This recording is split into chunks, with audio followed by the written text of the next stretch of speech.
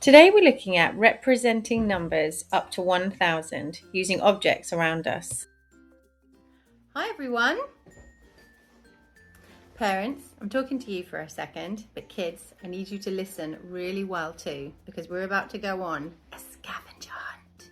One of the hardest things in maths is realizing that a large number, maybe something like 1000, isn't just a word, it's a pile of real things. Stop looking at the screen and start looking in your kitchen cupboards and maybe under your bed.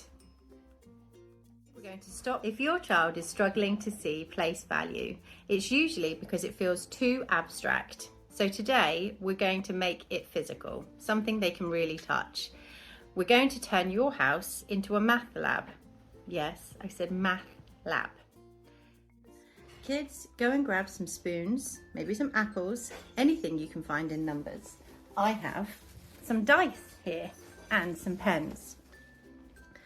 And we will start looking at how you can build numbers. How did you get on with your scavenger hunt? Once you've got your items, have a sit down and we'll start the session. How can we use objects to represent numbers? Look for objects around you. Can you count any of them?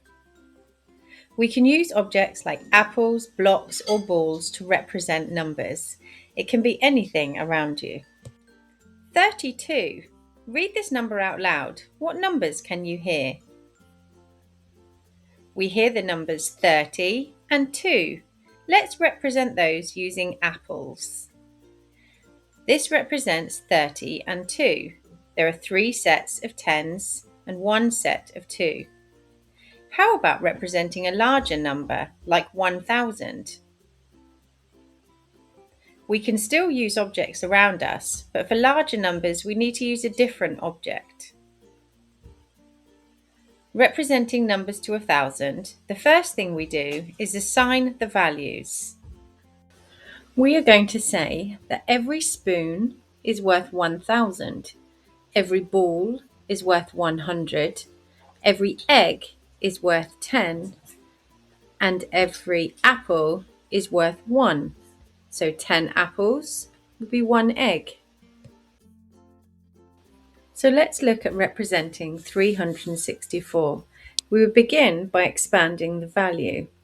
We have 3 100s, 6 10s, and 4 1s. So if we were looking at our items to represent 364, we would need 3 balls for 300, 6 eggs for 60, and 4 single apples for 4. What happens if we want a 0? Oh no, there are no eggs. In math, we use 0 to show that a space is empty, but we still have to keep the seat warm. If we don't put a 0, then our 205 would turn into 25, and that's a lot fewer apples. Let's do a recap. We can use any object to represent numbers. It can be sticks, balls, buttons. And remember, each type of item is one value, and you can trade in numbers to get the larger numbers. Remember, 10 apples equaled 1 egg. Although 0 is nothing, we still need it to keep the other numbers in line. Now apply what you've learned and try to represent the number 1724 using objects around you, and show your representation to a peer or guardian. And pause the video and see how you get on. Hopefully yours looks a little something like this. I have 1 spoon to represent 1000, 7 die to represent 700, 2 eggs to represent the 2 10s, 20, and 4 1s, 1724. How did you do? I hope you found this video from the Writer's Classroom helpful, and we'll check out our other videos. And of course, don't forget to like and subscribe. Thank you!